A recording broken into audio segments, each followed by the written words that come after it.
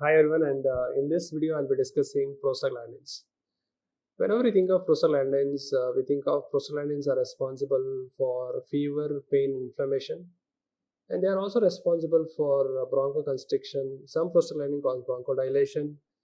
They are also responsible for softening of the cervix, cervical dilation, and they are also responsible for uterine contraction.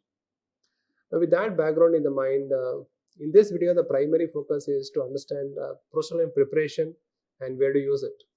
So before I come to that, I just want to give a brief view how prostaglandins are synthesized and what are the subtypes of prostaglandins we need to keep in our mind. So where do we get prostaglandins from? And you know the basics. So we have the membrane phospholipid. So we have membrane phospholipid. The metabolism of this is done by an enzyme called phospholipase A2. From phospholipid A2, what we get is arachidonic acid. So arachidonic acid, so this is acted upon by two enzymes, the cyclooxygenase, that is COX, and lipoxygenase. The LOX, that is lipoxygenase, that will give rise to the leukotrienes, and that is LTC4, D4, and B4. So LOX, lipoxygenase, will give rise to that. Now COX will give rise to prostaglandin, that is PG, G2, and PGH2, and from that we have different prostaglandins which will be seen. So let us understand that. Now the different prostaglandins that are derived from here, I will take up and explain to you. Now let me take a next slide and tell you what are different prostaglandins we derive from PGH2. So basically we have thromboxane synthase, thromboxane synthase, and one more enzyme is called prostacyclin synthase. It is called prostacyclin synthase. And one more is called isomerase. So from isomerase we get prostaglandin, E2, D2, and F2 alpha. And thromboxane synthase will give rise to thromboxane A2, and prostacyclin synthase will give rise to PGI2. And you know what is the role of thromboxane A2? Remember A for it causes the platelet aggregation. So it is going to cause platelet aggregation, but PGI2 inhibits the platelet aggregation. So that is inhibited by prostaglandin I2. Now this is a vasoconstrictor. This thromboxane is a vasoconstrictor, but this is a vasodilator, and this can also cause bronchoconstriction. So that is about the two prostaglandins, that is thromboxane A2 and PGI2. So our aspirin, what we discussed in the side, will target thromboxane A2, and thereby it inhibits platelet aggregation. What is the role of the prostaglandins E2, D2, and F2 alpha? I will take it in the next slide and explain to you. Now the role of E2, then the D2 and F2 alpha, in a brief manner I will explain. E2 is responsible for maintaining the gastric epithelium. So this E2 is responsible for protecting the gastric mucosa by increasing bicarbonate, and also it is responsible for the platelet function. Not only for that, it is also responsible for the kidney function. Right. Now what about its action on the blood vessel? It's a vasodilator, it's a bronchodilator, and also E2 is a uterine stimulant. That means it will contract the uterus. Now D2, it's a vasodilator, but it can produce bronchoconstriction. It's a vasodilator and it's a bronchoconstrictor. PGF2 alpha, In the eye, it increases uveoscleral outflow. And if you remember the glaucoma topic, we have discussed there are prostaglandins which are PGF2 alpha which are used in open angle glaucoma, which increases this outflow. Then they can also produce bronchoconstriction. So that's why these drugs which are derivative of PGF2 alpha should not be used in asthma patient. And also it can cause uterine stimulation, that is contraction. So basically these are the important things what you have to keep in your mind when you start the basics of prostaglandins. And in general, when you talk about prostaglandins, please remember prostaglandins are inflammatory mediators. So they can cause inflammation and they can cause pain. They can cause pain and they can cause fever. So if you want to treat all those things, you have to decrease prostaglandins, and in the next video, we will be discussing NSAID, which will block prostaglandins. Now, prostaglandins are contraindicated in inflammatory bowel disease. Now, can you tell me why these are contraindicated in inflammatory bowel disease? Yes, pause the video and tell me. Because what is the disease? It's an inflammatory bowel disease, and already there is inflammatory mediated prostaglandin. So they will worsen this inflammation. And these are also contraindicated if there is inflammatory glaucoma. So if the patient has inflammatory glaucoma, for example, patient has anterior uveitis and he has glaucoma, then don't use prostaglandins. Very, very important thing. Don't use prostaglandins. Now, since we know the actions of prostaglandin, what is the adverse effect we expect from most of the prostaglandins? They are known to produce your favorite nausea, vomiting, diarrhea. Yes. Along with that, they cause uterine contraction, so they can cause uterine cramps, and the patient will complain it as abdominal pain. Patient may complain of abdominal pain, and they can have fever, and if you inject them, they can cause pain on injection because they are mediators of pain. So this is what we see. And certain patients also complain of headache and flushing. Okay, so don't worry about the adverse effect, not so much important for you. Now, what is most important for us is this, the prostaglandin preparations and where they are used. Very, very important. Please mark them. Very, very important. So I'll be writing what is the prostaglandin, what is the preparation name, and where we use it.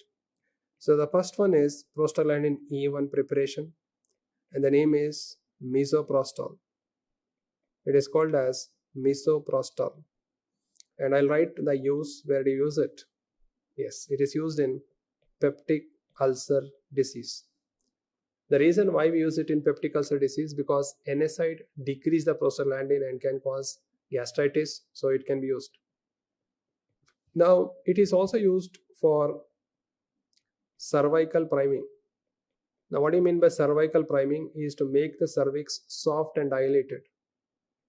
And misoprostol also used for postpartum hemorrhage, and also it is used in medical termination of pregnancy, that is misoprostol for you. So peptic ulcer disease, cervical priming, postpartum hemorrhage, and medical termination of pregnancy, that is abortion. One more drug is alprostadil. So the drug ends with dil. That means it is used in some heart condition where to open PDA, patent ductus arteriosus. Now when the baby is born, we want the PDA to get closed. Then why should we keep it patent after the birth? There is a condition called transposition of great arteries. So the pulmonary artery and aorta are exchanged. So until you do the surgery and correct it, the patent ductus arteriosus should remain open. It should be patent. And how do we do that? By using a drug called alprostadil. Now this alprostadil is also used in a condition called erectile dysfunction. So It is also used in a condition called erectile dysfunction. So that is about the drug alprostadil. Okay. Another PGE1 drug, it is called gemiprost, and it is also used for cervical priming. So during labor, if the cervix is not becoming soft and dilated, we use these drugs. And do you observe one thing here? All the prostaglandins have prost in their name. You take misoprost, alprost, gemiprost, they have the prost in the name. That is one clue for you. Moving on to the next one. So we have the PGE2 derivative, and that is called dinoprostone. It is called dinoprostone. Remember, it ends with 1, but it is a prostaglandin E2. So where do I use it? It is used for induction of labor. It is used in induction, that is starting of the labor. Second, it is used in mid-trimester abortion. So it is used in mid-trimester abortion, and it is also approved for postpartum hemorrhage, PPH. That is PGE2 dinoprostone. Then moving on to the next one, the prostaglandin F2 alpha. Prostaglandin F2 alpha, we have a drug called dinoprost, and a drug which is called 15-methyl PGF2 alpha. And what is the name of it? It is called as carboprost. And this dinoprost and carboprost, they are used for mid-trimester abortion, and these are used for postpartum hemorrhage. Now, I told you when I discussed the concept that PGF2 alpha can cause bronchoconstriction. So before giving this drug for a lady, you should ask a history of asthma. So if she tells that she has a history of asthma, never give dinoprost or carboprost. So it is contraindicated in a patient with bronchial asthma. Very, very important. Very, very important. Suppose you are in a OBG ward, patient has delivered the baby and PPH, and you want to give carboprost and she is having asthma, then you are making the situation worse. So ask this history. Now, apart from this, we have discussed this PGF2 alpha already in some other, that is in glaucoma. So we have PGF2 alpha drugs, and they increase UVO scleral outflow in the eye. And we use these drugs in the treatment of glaucoma, particularly the open angle glaucoma. Now, what is the drug name? The drug name are latanoprost. Then we have bimatoprost. Then travoprost. Then unoprostone. So you read the name, everywhere you can see the prost in the name. Now the question asked is, suppose a patient has bronchial asthma and he has open angle glaucoma. Can we use this latanoprost, bimatoprost?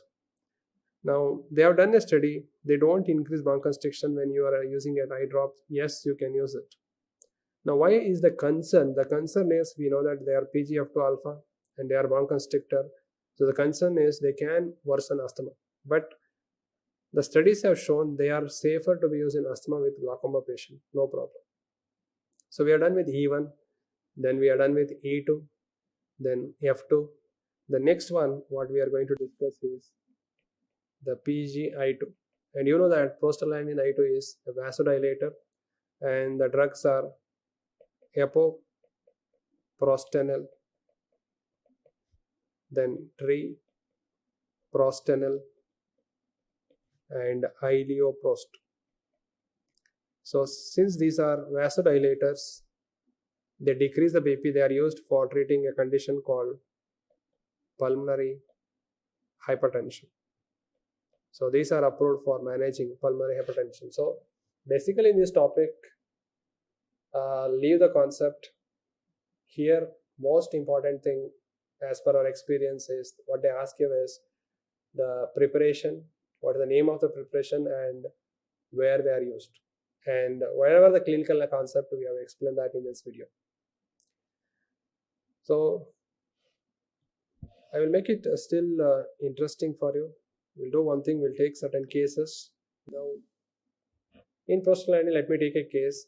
A pregnant lady has come with peptic ulcer disease and she was given misoprostol. Is this rational or irrational? So, is it rational? Yes or no? Tell me. We know that we can use misoprostol in peptic ulcer disease, but in pregnant women, don't use it because it can cause abortion. So she has not come to abort, she has come with peptic ulcer disease. So don't give misoprostol in a pregnant woman unless you want abortion. Coming to second case, a full-term primary gravida comes with labor pains, 8 hours of labor progression, cervix is not dilated and it is firm. So what drugs will do that cervical dilation and cervical softening? So what we can give is the gemiprost or misoprostol. So these drugs can cause cervical priming, that is softening of the cervix and dilation. Now the same lady, let us continue. She delivered the baby and after that she had postpartum hemorrhage. Then what are the drugs we have? We can use dinoprostone, we can use dinoprost, we can use carboprost. So only one thing you should be careful when you're using dinoprost and carboprost, you have to rule out bronchial asthma. And one more drug that can be preferred is misoprostol. So these are the drugs what we prefer in postpartum hemorrhage. Now the baby is delivered, but when we evaluate the baby born had transposition of great arteries. Now what we'll do here, you have to keep the patent ductus arteriosus patent. How do you do that? By using the drug called alprostadil, and that will keep the patent ductus arteriosus open till the surgery. Yes, so this is the connection. Now if you don't treat it early, the patient may develop pulmonary hypertension. So do we have any drug to treat that? Yes, we have PGI2 drugs, that is epoprostinol, treprostinil and idioprost, which are PGI2 that can be used. So we have taken the topic in such a manner that you understand the concept, you know prostaglandins, how they are synthesized, and you understand the preparation and you apply that in the case. So that is about prostaglandin preparation. Thank you all.